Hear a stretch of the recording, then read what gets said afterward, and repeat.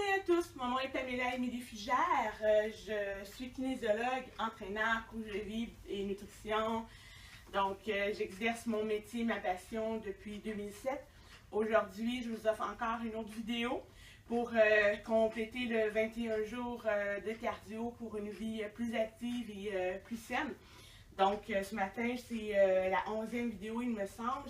Je vais vous faire une révision un peu des conseils que je vous ai donnés et des connaissances que je vous ai données lors du dernier vidéo concernant le corps humain. Donc je vais continuer ça et on va continuer à faire nos exercices kickboxing, cardio par intervalle. Ce matin aussi, on va faire encore 45 secondes avec 45 secondes d'effort avec 10 secondes de pause. N'oubliez pas de vous installer dans un lieu où est-ce que c'est sécuritaire. Si vous ne voulez pas vous mettre si vous voulez pas mettre des souliers, assurez-vous d'être soit nu-pied ou dans un endroit où est-ce que ça ne glissera pas. Ensuite, on va commencer. Aujourd'hui, je vais un petit peu plus, je vais aller un petit peu plus en profondeur au niveau de l'explication des glucides. Donc, on va commencer dans 15 secondes. Donc, le premier mouvement que l'on va faire, on va venir faire des kicks devant comme à l'habitude. Donc, on va commencer dans 5, 4, on va faire un 10 minutes, pardon, 3, 2, 1, c'est parti. On fait la même jambe. On respire bien. J'espère que vous avez pensé à faire vos étirements encore une fois hier. N'oubliez pas de me donner vos commentaires. Si, dépendant si les gens aiment ça, je ferai peut-être d'autres vidéos, d'autres défis comme ça, comme mettons abdominaux ou exercices de musculation, dans le même style, pour vous motiver et que vous puissiez atteindre des bons résultats. Encore une fois, quand on fait nos mouvements, on garde toujours les articulations fléchies à la fin. Donc, on ne déplie pas complètement le genou à la fin. On continue pour encore. Allez, allez, allez. Pour 5, 4, 3, 2. Et pause. On inspire. Et on expire. On inspire. Et on expire. Dans 2, on recommence de l'autre côté. 1, c'est parti. Donc, hier, je vous ai parlé. Je vous ai fait un peu l'analogie, la ressemblance, que le corps est comme une auto. Donc, il faut en prendre soin, sinon on va aller souvent au garage. Donc, je vous ai parlé des macros et des micronutriments. Donc, ce sont les éléments que votre corps a besoin, comme une maison a besoin de briques, de ciment et tout. Donc, c'est ce que le corps a besoin. Donc, au niveau des macronutriments, on a 3 types. Les protéines, qu'on associe souvent aux viandes et substituts. On a les glucides, qu'on appelle souvent les sucres ou les fibres. Et on a aussi les lipides, qu'on appelle souvent le gras et l'huile. Donc, hier aussi, je vous avais dit que, pause, 10 secondes de pause, on va venir faire la course sur place. Pour 45 secondes, 2, 1, c'est parti. Donc, je vous avais dit hier que les glucides donnaient des calories. Donc, les calories, c'est un peu comme l'essence pour l'auto pour qu'elle avance. Donc, les calories, on en a besoin pour que notre corps fonctionne, pour qu'on bouge, pour qu'on se concentre. Donc, c'est la seule énergie que le corps reconnaît et peut utiliser. Donc, on disait que les protéines, je ne sais pas si je l'ai dit hier, les protéines donnent 4 calories, les lipides 9 calories, et les glucides aussi 4 calories. Donc, les protéines et les glucides donnent 4 calories et les lipides donnent 9 calories. Donc, au niveau des glucides, pause, on va venir faire des jumping jacks pendant 30 secondes. Donc, notre corps a besoin de 60% de notre alimentation doit provenir des glucides. On va commencer, c'est parti. Oh, pardon! Ça veut dire que je vous ai fait tantôt le dernier blitz. A duré plus de 45 secondes, désolé. Donc, notre corps a besoin de manger environ 60% de glucides. Plus on est actif, plus on bouge, plus le corps a besoin d'une plus grande quantité de glucides versus le rapport 15% de protéines et 25% de lipides. On a besoin de ces choses-là, on n'a pas le choix. Comme je vous avais dit hier, si vous n'en prenez pas assez, si vous ne prenez pas assez de glucides ou de lipides, le corps va s'organiser pour les transformer lui-même. Donc, il va aller prendre les glucides dans les gras, qu'on va appeler la glycogénèse. Sinon, si vous ne prenez pas assez de gras, de lipides, le corps va transformer votre sucre pour l'utiliser. Et c'est parti. Pardonnez-moi, on va venir faire le genou haut pendant 45 secondes. On n'a pas besoin d'aller très haut. Donc, on va, c'est ça, le corps va s'organiser pour les transformer. Au niveau des glucides, comme je l'avais dit, on peut les classifier, on les met par catégorie. Vous savez, il y a toutes sortes de catégories. Quand on prépare une recette, comme j'ai dit hier, on va venir mettre une catégorie aliments liquides, aliments solides. C'est un peu comme ça pour tout dans la vie, donc on catégorise les glucides. Comme je l'avais parlé, on catégorise les glucides soit au niveau de leur structure, je l'avais parlé comme les blocs Lego. Pause. On expire et on inspire. On va venir refaire ce mouvement-là comme hier. Dans 3, 2, 1, c'est parti. 45 secondes. Donc, c'est ça. Au niveau des glucides, les glucides sont composés, pour ceux qui aiment la science, pardon, sont composés de carbone, d'atomes d'hydrogène et d'atomes d'oxygène. Donc, avec une quantité précise, ça va vous donner un bloc Lego, donc un bloc de glucides. Donc, ce bloc-là, on appelle ça un saccharide. Ensuite, il va y avoir des glucides qui vont avoir plusieurs blocs Lego. Plus il y a une quantité, pardonnez-moi, excusez-moi. Donc, je recommence. Un exemple, le glucose, qu'on appelle communément le sucre, on vient le faire de l'autre côté, est un assemblage des 3 blocs Lego de base. Donc, un exemple, le lactose est constitué de galactose et de glucose. Donc, si on mélange tout ça, tout en mélangeant avec un certain nombre, on va donner plusieurs types de glucides. Ensuite, on va aller dans un autre type de catégorisation. Donc, un exemple, on catégorise les aliments, mettons le blé. Quand on fait un gâteau, on va mettre des œufs. Avec les œufs, c'est de la viande et substituts, alors que la farine va être considérée comme une catégorie blé. Donc, une autre façon de catégoriser les glucides, c'est ce qu'on appelle les glucides simples ou complexes. Plus il y a une grande quantité de petits blocs Lego, plus ça devient complexe. Donc, il y a la catégorie simple ou complexe. Excusez-moi, on va venir faire talon-fesse la prochaine.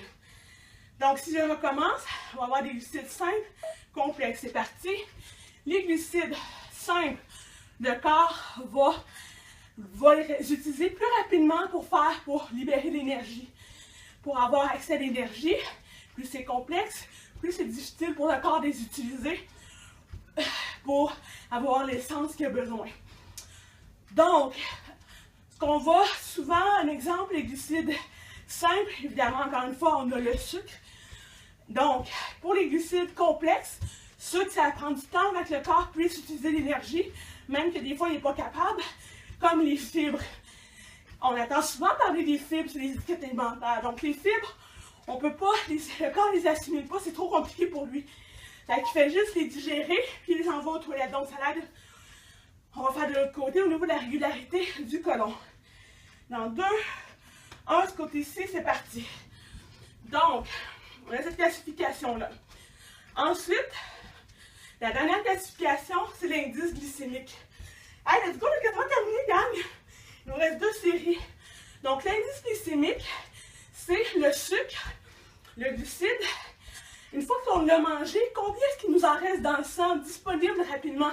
Parce que le surplus de glucides va aller dans les réserves, soit dans le foie, soit dans les muscles. Donc, à ce niveau-là, combien est-ce qu'il nous en reste? Une fois qu'on l'a mangé, combien est-ce qu'il en reste dans le sang? Parce qu'il faut toujours avoir la même quantité de sucre dans le sang. Donc, s'il y en a trop, le corps va s'organiser pour le mettre en réserve. S'il n'y en a pas assez, le corps va aller chercher le sucre qui manque dans les réserves. Et pause. Il nous en reste 2 derniers. Donc, à ce niveau-là, c'est ce qu'on va définir l'indice glycémique. Donc, la quantité, et c'est parti, on va venir faire les jumping jacks. Donc, on va regarder au niveau de la quantité de sucre qu'il reste dans le sang. Donc, un aliment qui a un indice glycémique élevé va laisser une grande quantité de sucre ou de glucides dans le sang. Donc, le corps, excusez-moi, donc le corps va vouloir en enlever. Donc, il va y avoir la sécrétion d'insuline. L'insuline, elle, c'est une hormone qui va venir s'organiser pour enlever le surplus de sucre et l'envoyer dans les réserves, soit dans les muscles, si on fait l'activité physique, soit dans le foie ou dans les, pardonnez-moi, dans les cellules graisseuses. Donc, au niveau de l'indice glycémique, on va venir faire des kicks derrière cette fois-ci. Ah ah, c'est parti. Hop, hop. On penche vers l'avant. Excellent. Donc, on va venir, on regarde en arrière de soi quand on kick aussi, pour ne pas kicker quelque chose qu'il ne faudrait pas. Donc, oups, excusez-moi, on va comparer justement chaque aliment. C'est quoi l'impact qu'il a dans le sang? Donc, on va comparer au glucose. Donc, le glucose, on va dire que c'est un indice de sang, c'est juste un chiffre arbitraire. Donc, il va laisser un exemple 100 dans le sang. Donc, les autres aliments, ce qu'on appelle, il va y avoir 3 catégories d'indices glycémiques. Il y a l'indice glycémique élevé. Donc, ce sont les aliments. Hey gang, on a terminé. Bravo, merci beaucoup. Juste pour terminer, donc on a dit le glucose c'est 100. Les tranches de pain, un exemple, ça va être un niveau 143. Donc, tout ce qui est en haut de 70 comme indice, ça veut dire que c'est très élevé, donc il va y avoir beaucoup de sécrétion d'insuline. Donc, les diabétiques doivent éviter, excusez-moi, ça dépend, mais les diabétiques vont devoir surveiller justement ce niveau d'indice glycémique. Pour n'importe qui en général, si vous endormez après avoir mangé un repas de Pâques, c'est signe probablement que votre corps enlève trop de glucose, trop de sucre dans le sang, il l'envoie dans les réserves, mais même il enlève trop pour votre cerveau. Donc, les aliments qui sont entre 50 et 70 sont considérés comme moyens, et ce qui est en bas de 50 est considéré comme bas. Donc, il y a souvent des régimes qui existent, des choses comme ça. Je ne vous conseille pas nécessairement de suivre ces régimes-là, mais regardez comment vous vous sentez par rapport à ça. C'est sûr qu'après l'entraînement, on va prendre des aliments justement à indice glycémique élevé, parce qu'après, durant l'entraînement, vous allez vider vos réserves, et on veut à ce moment-là que le sucre que vous allez prendre aille rapidement dans les réserves de muscles pour les remplir. Alors que durant la journée, on va essayer de manger des aliments à indice glycémique plus bas pour ne pas trop faire varier justement ce niveau-là d'insuline. Si je ne me trompe pas, sur mon site internet, vous avez le tableau des indices glycémiques. On ne peut pas se fier à se dire, ah, un fruit, c'est un indice glycémique bas, un légume, c'est haut. Excusez-moi, c'est pas vrai, un légume n'est pas nécessairement haut. Il faut vraiment, chaque aliment est propre à lui. Donc, sur ça, je vous dis, je vais vous souhaiter une bonne journée pour ceux qui doivent partir. Sinon, les autres, je vais vous inviter à terminer avec moi, faire notre petit 2 à 5 minutes de méditation pour se concentrer, puis pour que le cerveau associe la suite de l'entraînement à un sentiment de bien-être et qu'il crée une dépendance pour que ce soit facile après ça pour vous d'être motivé à faire le cardio. Donc, ce que l'on va faire, on va se mettre de par les pieds à la largeur des épaules. On va venir rentrer notre ventre, on va venir serrer, légèrement fléchir les genoux. Il ne faut pas les bloquer, on les garde toujours un petit peu fléchis. On se met dans cette position-là. On va inspirer 3 fois. Juste respirer pendant 5 secondes. Encore une fois, je veux vraiment vous concentrer pendant 5 secondes pour inspirer. Vous êtes prêts? On inspire on peut fermer les yeux pendant 5, 4, on gonfle le torse, 3, 2, 1, et on expire 5, 4, 3, 2, 1. On inspire pour 5, 4, 3, 2, 1. Et à l'expiration, on laisse tomber les épaules pendant 5 secondes, 2, 1. On inspire. Et on expire, on relâche les joues. 2, 1. On va continuer. On va inspirer. Et on va porter attention à ce qui nous entoure. Ça se peut que notre esprit, comme à l'habitude, parte. Quand on s'en aperçoit, on revient sur le moment présent. Et qu'on va faire environ 5 respirations.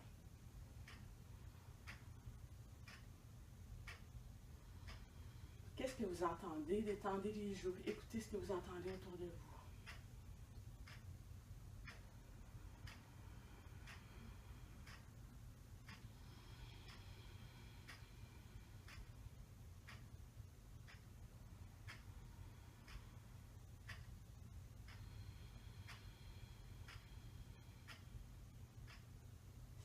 C'est parti. Ramenez-le dans le moment présent. C'est pas grave.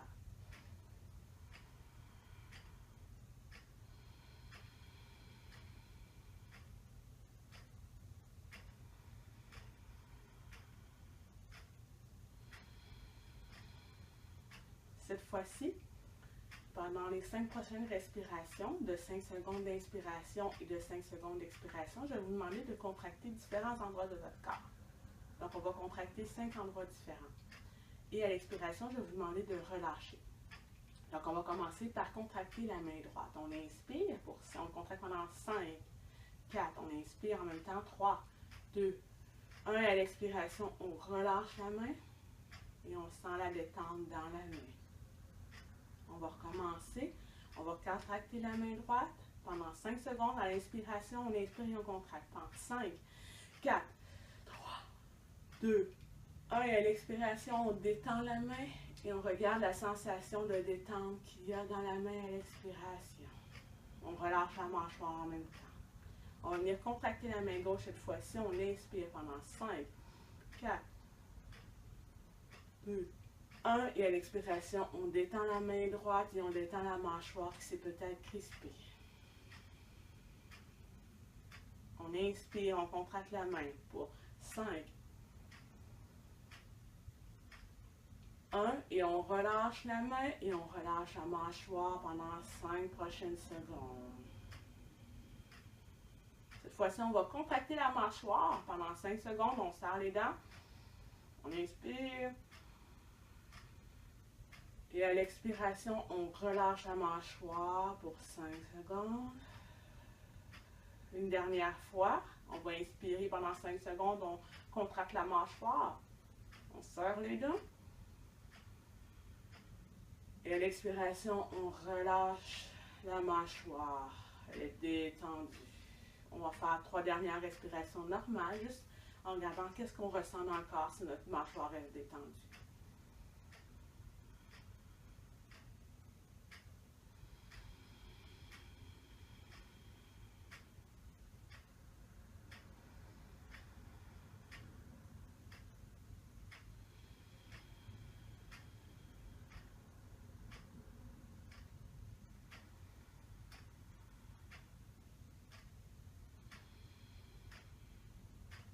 Donc, sur ce, je vous remercie beaucoup de la séance passée avec moi.